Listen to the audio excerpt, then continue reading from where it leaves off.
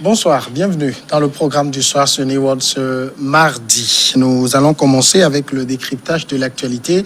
Et ce soir, nous allons parler du Soudan. Une délégation de la Cour pénale internationale menée par sa procureure Fatou Bensouda est attendue, est à Khartoum samedi, pour une visite officielle destinée à discuter de l'extradition de l'ancien président soudanais Omar el-Béchir. C'est ce qu'a indiqué le gouvernement soudanais. La délégation dirigée par Fatou Bensouda est donc là pour une visite officielle qui durera jusqu'au 21 octobre. C'est ce qui a été indiqué en Conseil des ministres. Il doit être question de la coopération avec le Soudan concernant les prévenus contre lesquels la Cour a émis un mandat d'arrêt. C'est ce que le Conseil a précisé. Nous en parlons tout de suite avec Mamadou Diouf, notre éditorialiste. Bonsoir Mamadou Diouf. Bonsoir Samuel. Déjà, peut-on dire que cette visite de la CPI au Soudan, est-ce qu'on peut dire par là que l'étau se resserre autour d'Omar el-Béchir? Oui, on peut parfaitement dire que l'étau se resserre autour d'Omar el-Béchir, puisqu'il faut rappeler que la CPI demandait à juger l'ancien président soudanais depuis 2009. Mais l'occasion ne s'était jamais présentée, puisque le Soudan a toujours refusé de le livrer. Et même quand le président Béchir voyageait pour aller dans un pays signataire du texte de la CPI demandait toujours à la CPI d'arrêter le président soudanais, mais cela n'avait jamais été fait. Juste après la chute, ils avaient rappelé également la même chose, mais c'était encore le CMT, le Conseil militaire de transition. Bon, ce Conseil militaire était dans le même système que le président soudanais. Ils ont toujours refusé. Actuellement, même avec l'Alliance, ils avaient toujours refusé en disant qu'il faut plutôt le juger au Soudan. D'ailleurs, il est en jugement actuellement. Ce qui change les donnes, on a parlé ici une fois des accords signés avec un certain nombre de groupes armés au niveau du Darfour. Ces groupes armés, depuis toujours, avaient dit que si les gens veulent qu'ils s'associent à ce nouveau Soudan, il faut que les gens acceptent de traduire el-Béchir et d'autres au niveau de la CPI. Donc c'est ça qui change aujourd'hui la donne, et certainement la CPI l'a compris, et la CPI est en train de surfer, j'allais dire, sur cette situation plutôt favorable cette fois, et ils y ont allé de la meilleure manière en allant directement au Soudan pour plaider pour que le président el-Béchir soit traduit en justice devant la CPI. Mais ce qu'on sait, c'est que le Soudan n'est pas un pays parti au traité de Rome. Tout à fait. C'est pourquoi el-Béchir ne se cassait pas la tête. Le Soudan ne risquait pas de l'amener, puisque c'était son propre pays et il était en plus le président de la République. Et même jusqu'à présent, ce n'est pas acquis, puisque tous les Soudanais ne sont pas d'accord. Certains disent qu'on peut le juger au Soudan, ce qui a déjà commencé. Actuellement, quand on regarde ce que le Premier ministre dit, lui, il est en train de trouver une solution, j'allais dire, mi-figue, mi-raisin, en disant aux gens, on ne va pas l'envoyer à la CPI, mais on va créer une cour spéciale à Khartoum, où il y aura des magistrats de la CPI, des magistrats du Soudan, et c'est cette cour hybride qui va juger l'ancien président soudanais. Mais Fatou Bensouda n'est pas allée pour ça. Elle veut tout bonnement que le président Béchir et d'autres personnes qui sont concernées soient tout simplement envoyées à la CPI pour être jugés pour crimes de guerre, crimes contre l'humanité, comme cela a été dit depuis plusieurs années. Alors, quand elle se rend aujourd'hui à Khartoum, c'est notamment avec le Premier ministre qu'elle va s'entretenir, ou également avec les militaires au pouvoir? Il va s'entretenir certainement avec le Conseil militaire, mais la façon dont la transition est organisée, c'est surtout le Premier ministre. C'est pourquoi même le Premier ministre a commencé aussi à parler en bon stratège pour montrer que, bon, on ne va pas dire non, nous sommes ouverts, mais, parce qu'en fait c'est cela, venez participer, on va juger le président ensemble. Ils ne sont pas encore dans la posture d'envoyer le président soudanais pour le laisser juger par la CPI. La question qu'il faut se poser maintenant, c'est jusqu'où la pression des groupes armés qui ont signé également un accord en début octobre pour arrêter de faire la guerre au niveau du Darfour, sauf quelques groupes qui ont refusé de signer.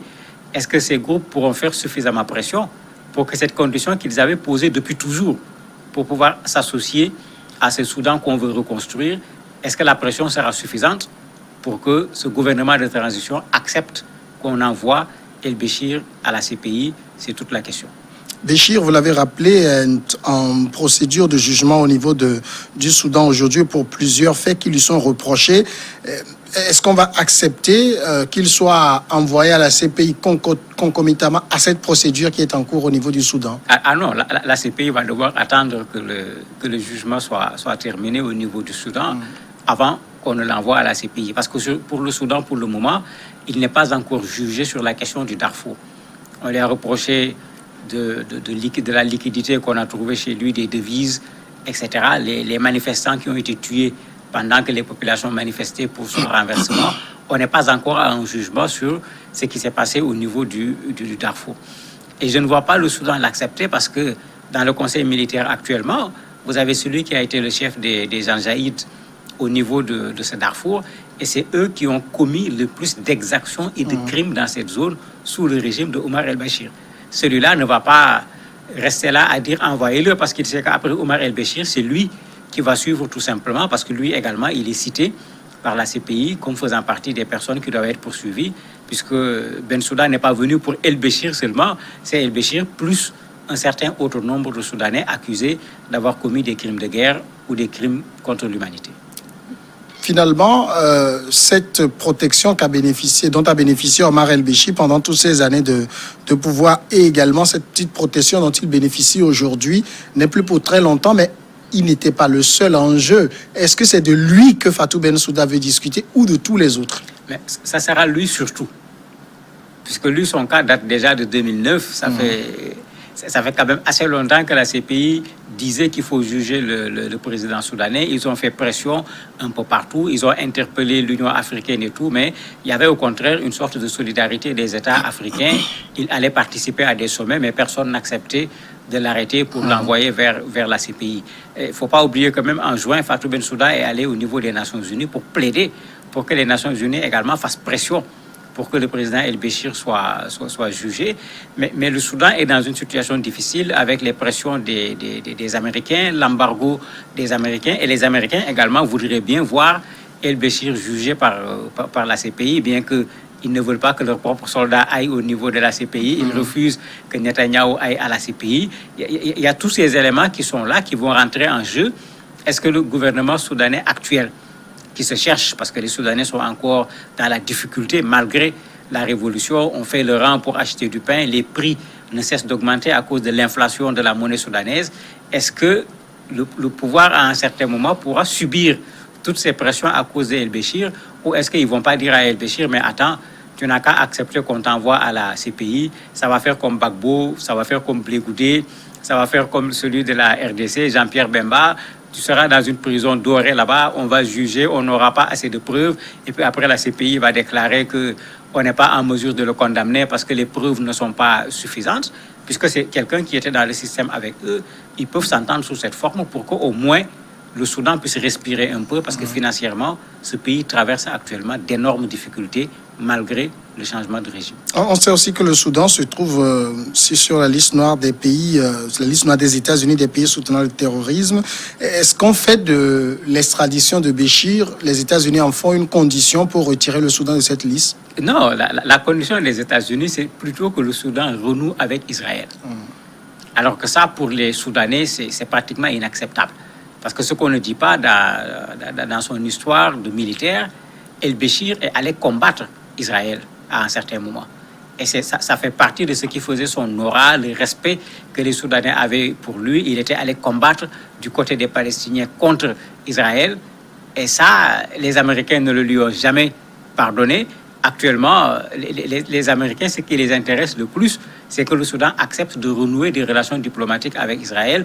Ils l'ont dit clairement au Premier ministre, mais il leur a dit que lui, il est le Premier ministre de la transition. Il ne lui revient pas de s'occuper d'une telle chose. Et si le Soudan le faisait, les Américains sont prêts à les sortir de la liste des pays qui soutiennent le terrorisme. Parce qu'actuellement, quand même, c'est El-Béchir, et puis ça date de longtemps. Ils avaient effectivement accueilli Oussama Ben Laden pendant un temps, mais Oussama a quitté le Soudan depuis fort longtemps pour aller d'abord en Afghanistan avant d'être tué par les Américains. Il y a Omar el-Béchir donc en tête. Est-ce que la CPI a une liste de personnalités qu'elle voudrait voir extradées? Oui, ils ont une liste parce qu'à côté de Omar el-Béchir, il y a deux autres personnes qui sont emprisonnées comme Omar el-Béchir actuellement, qui font partie de la liste de la CPI.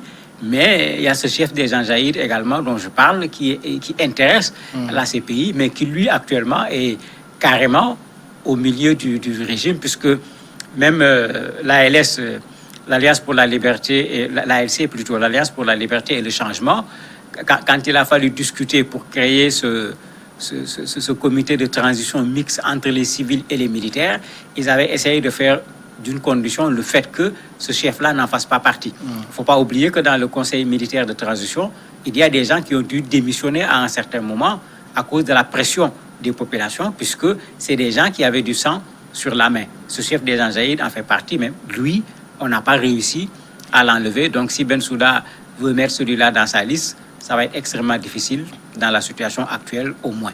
Il y a déjà quand même un Soudanais qui est à la CPI, c'est le chef de la milice Ali Kocheib. Oui, mais lui, il est allé se livrer lui-même. Lui, il est allé se livrer lui-même. Il s'est caché pendant une dizaine d'années. Certainement, financièrement, il est fatigué, il n'en peut plus. Et bon, il regarde également la situation au Soudan. Il n'avait plus de possibilité d'échapper à la CPI. À un certain moment, il a compris qu'il ne servait plus rien de continuer à courir. Quel que soit Alpha, on finira par l'attraper. Il a préféré aller se rendre lui-même au niveau de la CPI pour être jugé. Et lui également était sur la liste de la CPI depuis plus d'une dizaine d'années. Mamadou Diouf, merci d'avoir répondu à nos questions. C'est moi qui vous remercie. Nous allons passer maintenant à la pause et après on va recevoir l'invité de ce mardi.